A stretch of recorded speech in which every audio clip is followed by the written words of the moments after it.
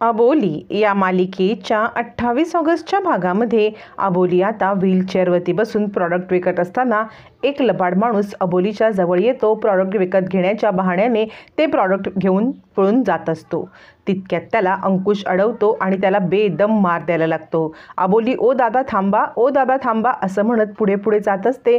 तोपर्यंत अबोलीचं व्हीलचेअरचं एक व्हील ते आता खड्ड्यात अडकतं आणि अबोली तिथेच थांबते. अंकुशने पुढे येत त्या गुंडाला चांगलाच बेदम मार दिलेला असतो आणि काय रे चोरी करतोस चोरी करतोस असं म्हणत तो आता त्याला अगदी जीवाच्या आकांताने मारत असतो. अखेर तो गुंड अंकुशची माफी मागत तिकडून पळून जाण्याच्या बेतात असतो. अंकुश म्हणतो लाज नाही वाटत अशा एका व्यक्तीसोबत असं वागताना? तुम्हाला खरंच लाज नाही का वाटत? लाचार असलेल्या व्यक्तीचा फायदा घेताय असं म्हणत अंकुश खूप चिडलेला असतो आणि त्या माणसाला जेवढं मारता येईल तेवढं मारतो. तो माणूस निघून गेल्यावरती अबोली अंकुशकडे पाहते. अंकुश म्हणतो सॉरी, म्हणजे कसं आहे ना, मी तुला ओळखायला खूप मोठी चूक केली, पण आता मला माझी चूक कळली. अबोली तू स्वावलंबी आहेस, तुझा स्वाभिमानीपणा माझ्या लक्षात आलाय. इकडे आता विजया सांगत असते पल्लवी तुला कळतंय का ती अबोली काय चीज आहे? ती तुझ्या नाकाखालून ती सचितला पळवून नेईल आणि तू बघत बसशील. तुला समजतंय? अगं आता लवकरात लवकर हातपाय चालवायला पाहिजे, नाहीतर ती अबोली तुला काही सोडणार नाही. याच्यावरती पल्लवी म्हणते हे बघ मला न या सगळ्यामध्ये पाडू नकोस. सचित एका नवऱ्याचं एका बापाचं कर्तव्य व्यवस्थित पार पाडतोय ना, माझ्यासाठी तेवढंच खूप आहे. तू मला भरीस पाडू नको हे सगळं बोलण्यासाठी. लक्षात ठेव माझा सचितवरती विश्वास आहे. इकडे आता अंकुश अबोलीला सांगत असतो हे बघ मला तुझं म्हणणं पटलंय, तुझा स्वाभिमानी मना पटलेला आहे. आता तरी माझ्याशी बोलशील ना? माझ्यावरचा राग गेला का तुझा? राग गेला नसेल तर अजूनही माझ्याकडे एक युक्ती आहे. त्यामुळे आता मी ठरवले की तुझी मदत करायची, ती पण तुझ्या शर्ती आणि अटींवरती. असं म्हणत लगेचच अंकुश आता तिथे असलेल्या लोकांना आवाहन करतो ओ या लोक हो या, तुम्हाला बायकोला खुश ठेवायचं असेल तर सुखी संसाराचे मी तुम्हाला 2 मंत्र सांगणार आहे.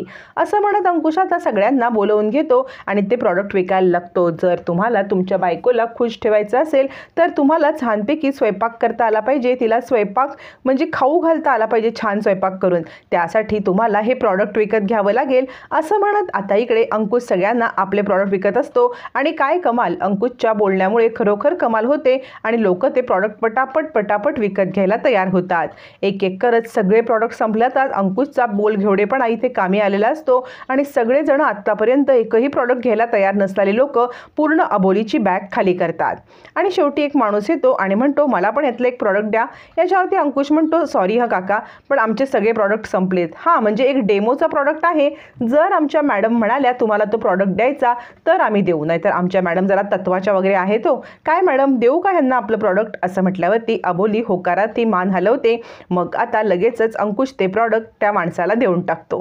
तो माणूस खुश होतो. अंकुश म्हणतो पैसे देऊ नका, मी न माझ्या पैशातून हे सगळं देतोय तुम्हाला. असं म्हणत अंकुश त्या माणसाचे आभार मानतो. तो अबोलीकडे पाहतो आणि म्हणतो हे बघ अबोली, आजपासून तुझ्या अटींवरतीच मी तुझी मदत करणार. खुश? असं म्हणत तो आता अबोलीची व्हीलचेअर घेऊन आता घरी येतो. अबोली खूप खुश असते. तोपर्यंत विजया सांगत असते हे बघ तू हे असं बोलू नकोस, त्या अबोलीला कमी लेखू नकोस. ती अबोली काय करू शकते तुला खरंच माहिती नाही आहे, त्यामुळे लक्षात ठेव. ते बघ आणि समोर येतानाचं दृश्य दिसतं. अंकुश अबोलीच्या व्हीलचेअरला हात लावून तिला घरामध्ये नेत असतो आणि घरावरच्या समोर आल्यावरती त्याला आता ती व्हीलचेअर वरती चढवणं भाग असतं, म्हणून तो एकाच्या मदतीने अबोलीची व्हीलचेअर उचलतो आणि वरती ठेवतो. पल्लवी हे सगळं पाहत असते. विजया म्हणते बघितलंस, आज अबोलीची व्हीलचेअर उचलून घेतली, उद्या अबोलीला उचलून घ्यायला कमी नाही करणार. त्यामुळे तू सतर्क राहा आणि गाफील राहू नकोस, या सगळ्यामध्ये नुकसान तुझंच आहे. असं म्हणत विजया 100 वेळा आता पल्लवीला समजावून सांगत असते. पण पल्लवी ॲक्च्युली मनाने वाईट नसते. पल्लवी खूप चांगली असते आणि त्यामुळे तिला काही पटत नसतं. इकडे आता रमाला आल्यावरती अबोली घडलेला सगळा प्रकार सांगते. अबोली सांगते आई आज सगळे प्रॉडक्ट सचित राजे यांनी विकलेत. तुम्हाला माहिती आहे का, आज यांनी सगळे प्रॉडक्ट विकले आणि ते पण मी सांगितलेल्या पद्धतीने. याच्यावरती रमा म्हणते खरंच सचित थँक्यू, म्हणजे तू अबोलीची इतकी मदत करतोस ना. याच्यावरती सचित म्हणतो मला लाजवू नका, मी न माझं खरं तर कर्तव्यच केलंय, तुम्ही उगाचच मला लाजवू नका. असं काही फार वेगळं मी केलेलं नाही आहे. आता मात्र रमा आभार मानते. मग अंकुश तिकडून जायला निघतो. त्यावेळेला अबोली म्हणते सर 2 मिनिट थांबाल का? याच्यावरती अंकुश म्हणतो बोल की. याच्यावरती अबोली म्हणते सर हे पैसे तुम्ही कमवलेत, तुम्ही तुमच्या हाताने देवाजवळ ठेवा. मग आता पैसे अंकुश देवाजवळ ठेवतो, रमाच्या पाया पडतो. रमा म्हणते खरंच आज ना तुम्ही माझं मन जिंकलं. त्यानंतर आता अंकुश म्हणतो मी फार काही मोठं केलेलं नाही आहे आणि तो जायला निघतो. तर अबोली म्हणते सर माझं एक छोटंसं काम होतं. म्हणजे तुम्हाला माहिती असेल अंकुश सरांची छोटी बहीण राघू तिच्यानं साखरपुड्याची बोलणी करण्याकरता आम्ही उद्या जाणार आहोत. म्हणजे अंकुश सर असते तर काही प्रश्नच नव्हता, पण तुम्ही याल का आमच्यासोबत? याच्यावरती अंकुश म्हणतो हो ठीक आहे की, येईन की मी उद्या, त्यात काय एवढं मोठं. अंकुशला हे बोलताना बघून सगळ्यांना खूप आनंद होतो. तितक्यात राघू येते. आता अंकुश तिच्या डोक्यावरती टपली मारतो आणि तिकडून निघून जातो. त्याच्यावरती आता रमा म्हणते काय ग अबोली, हा चमत्कार कसा झाला? हा आपल्यासोबत यायला तयार कसा झाला? राघू म्हणते हा दादा आहे, याच्यावरती माझा पूर्ण विश्वास बसलाय, कारण दादासुद्धा मला अशीच टपली मारायचा. आता मात्र एक एक करत अबोली विजय मिळवत चाललेली असते. अंकुश आता अबोलीवरती खूप खुश असतो. अबोलीचं खरं रूप त्याला समजल्यामुळे त्याला आता आनंद झालेला असतो. विजया विचार करते काय घडत काय चाललंय हे आता? आज जर का आता अबोलीने याचा विश्वास जिंकला तर आपलं काही खरं नाही, असा विचार करत विजया पल्लवीला 10 वेळा सांगत असते की तू आता औषधांचा डोस डबल कर. तोपर्यंत इकडे सचित आता शार्दूलसोबत गेम खेळत असताना तिकडे आता पल्लवी औषधाचा डबल नाही तर ट्रिपल डोस करते आणि 3 गोळ्या घेऊन येते. पल्लवीला डबल डोस करायला सांगितल्यावरती तिने ट्रिपल केलेला असतो, कारण विजयाचं बोलणं तिच्या मनाला खूप घाबरवून टाकलेलं असतं. मग ती 3 गोळ्या घेऊन सचितकडे येते. सचितला सांगते सचित ह्या गोळ्या घे बरं. याच्यावरती अंकुश म्हणतो नको ह्या गोळ्या, कारण या गोळ्या घेतल्या ना की मला न गरगरायला होतं, काही सुचत नाही, त्यामुळे आज ह्या गोळ्या नको, मी डॉक्टरांना बोलणार आहे. पल्लवी म्हणते तू बोलशील तेव्हा बोल, पण आज तरी तुला ह्या गोळ्या घ्यायला नको का सचित, कारण या गोळ्यांच्यामुळेच तू बरा होशील. असं म्हणत पल्लवी जबरदस्ती 3 गोळ्या अंकुशला खायला देते. या गोळ्यांनी अंकुशला खूप त्रास होत असतो आणि नेमकं अबोली हे सगळं पाहते. अबोली विचार करते ह्या गोळ्या कसल्या आहेत, काय आहे या गोळ्यांमध्ये? रोज पल्लवी या गोळ्या का बरं देत असेल, असा विचार करत अबोली तो सत्य शोधण्याचा प्रयत्न करत असते. तोपर्यंत तिला आता सचित काहीतरी ठाकठूक करताना दिसत असतो. अबोली येते आणि म्हणते सर तुम्ही काय करताय?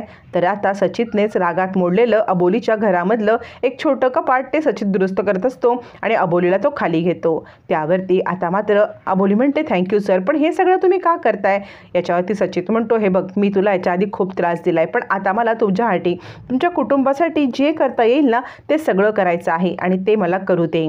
असं म्हणत सचित आता अबोलीची मदत करण्याचा प्रयत्न करत असतो.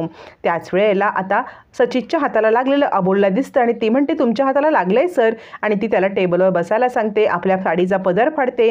सचित कशाला अबोली असं म्हणत असताना सुद्धा अबोली पदर फाडते आणि सचितच्या हाताला बांधून ठेवते. सचितला मात्र जुन्या आठवणी आठवायला लागतात. अबोली आणि सचितचे म्हणजे अबोली आणि अंकुशचे जुने क्षण आता दोघांनाही एकमेकांच्या समोर आठवायला लागतात, पण अजूनही अंकुशला स्पष्टपणे काहीच आठवलेलं नसतं.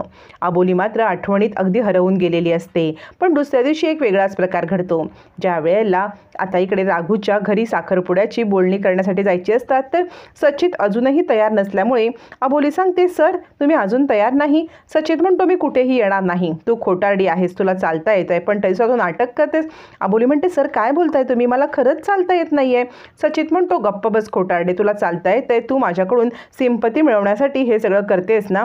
असं म्हणत सचित आता अबोलीवरती चिडतो. अबोलीला कळतच नाही की नक्की हे काय चाललंय, असं का सर वागतायत माझ्यासोबत. याच्यावरती अंकुश म्हणतो तू चालू शकतेस, उठ आता.